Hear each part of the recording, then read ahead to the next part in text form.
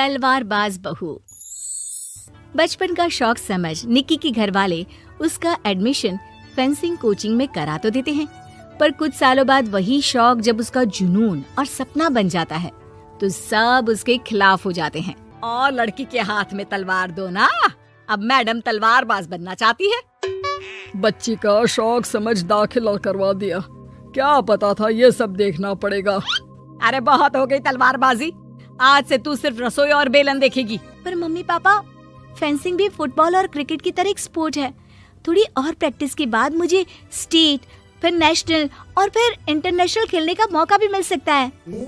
निक्की की बात से भड़के हुए घर वाले आगे कुछ सुने या समझे बिना उसके घर में रहने का ऐलान कर देते हैं, जिसके कुछ हफ्तों बाद निक्की की आयुष के साथ शादी हो जाती है।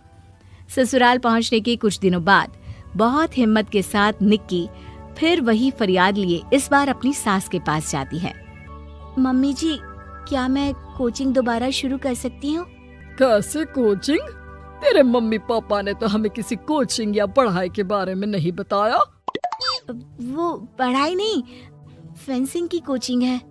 और देख, अपने अंग्रेजी के बड़े बड़े शब्द ना मुझसे ना बोला कर, सीधे सीधे बता कि ये फेंसिंग है क्या।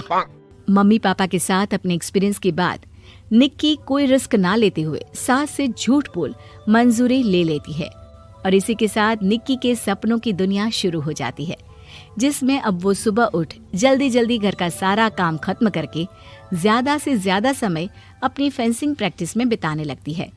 इसी तरह महीने बीत जाते हैं। वाओ, आई कांट बिलीव, जो सपना एक बार नामुमकिन लग रहा था, आज मैं उससे सिर्फ 2 हफ्ते दूर हूँ। निक्की, तुम बहुत अच्छा कर रही हो, बस अपने फॉर्म को खराब मत होने देना और नेशनल्स का मेडल तुम्हारे गले में आना पक्का है। इस बात को सुनकर निक्की नेशनल गेम की खुशी में झूमती हुई जैसे ही उस शाम घर पहुंचती है तो आयुष को पैर में प्लास्टर के साथ सोफे पर बैठा देख परेशान हो जाती है। ये क्या, कैसे हुआ? किसी ने मुझे फोन क्यों नहीं किया? ऑफिस से आते हुए रास्ते में किसी ने टक्कर मार दी, इसलिए बहू कल से इसके ठीक होने तक तो कोचिंग से छुट्टी ले ले, डॉक्टर ने पूरा बेड रेस्ट बोला है। पति की हालत और सास की बात से हैरान परेशान निक्की आगे कुछ बोले बिना अपने कमरे में चली जाती है। अब मैं क्या करूंगी? दोनों तरफ मेरी जिम्मेदारी है, अगर एक भी पूरी नहीं की तो लाइफ में दोबारा सुकून की सांस नहीं ले पाऊंगी। सच बता दूं क्या? नहीं, अगर इन्होंने भी घर में कैद कर लिया तो बचा कुचा मौका भी खो दूंगी। भगवान, आपने मुझे कहाँ फंसा दिया। मन ही मन ये सब सोचते हुए निक्की घर के काम और पति की सेवा में लग जाती है। इसी तरह 1 हफ्ता बीत जाता है। बहुत सोचने के बाद भी जब कोई दूसरा रास्ता नहीं दिखता तो निक्की सबको फेंसिंग की सच्चाई बताने का फैसला करती है और सास और पति के पास आती है। मम्मी, आयुष, मुझे आप दोनों से एक बात करनी है। तुम्हें भी मम्मी की तरह गैस हो गई है क्या? तू भी बूढ़ी औरत की मजाक उड़ा ले। एक दिन जब तेरे बच्चे तेरा मजाक उड़ाएंगे ना तो मैं भी उनके साथ बैठकर हंसूंगी। घर का ये हंसता खेलता माहौल देखकर निक्की आगे कुछ बोल ही नहीं पाती। तभी गोलियां चलने की आवाज सुनकर सब डर जाते हैं और कुछ आतंकवादी घर में घुसकर सबको बाहर निकाल देते हैं, जहां उनके एरिया के बाकी सब लोग भी इकट्ठा होते हैं। कोई किसी भी तरह के होशियारी नहीं करेगा, हमें बस कुछ समय के लिए चुप रहने की जगह चाहिए, इसलिए अगर तमीज में रहोगे तो जिंदा बच जाओगे, और अगर मरने का ज्यादा मन हो तो अपना CID वाला दिमाग चला सकते हो।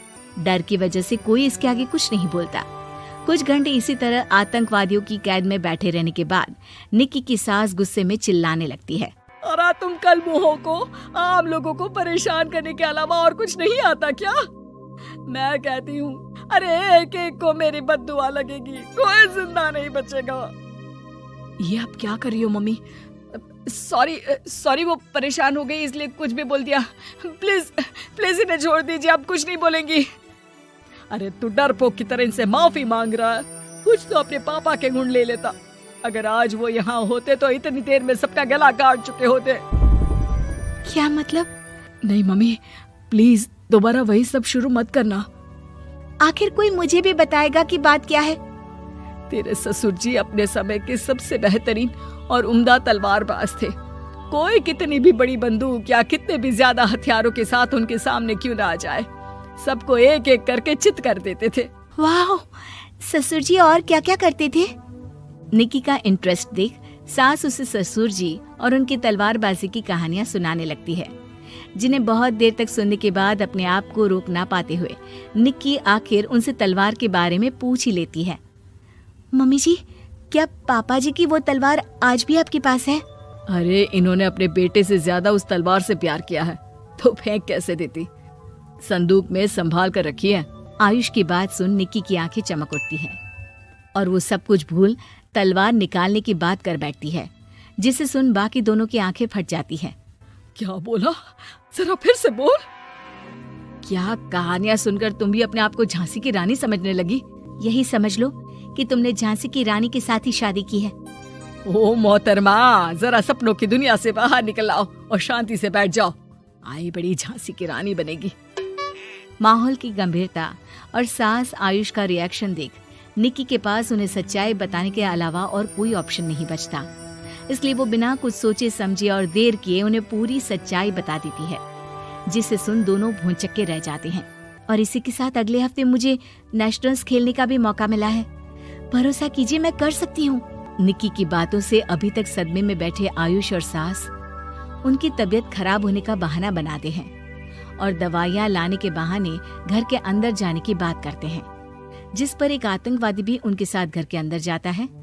निक्की दवाइयाँ लेने के बाद बाथरूम का बहाना बनाकर सास के कमरे में पहुंच जाती है। अब क्या बाथरूम भी साथ चलोगे? यहीं कमरे में रुको। 5 मिनट में बाहर नहीं आई तो अंदर आकर सारी गालियां सिर में उतार दूंगा। निक्की बाथरूम के अंदर चली जाती है। अब क्या करूं? तलवार कैसे निकालूं?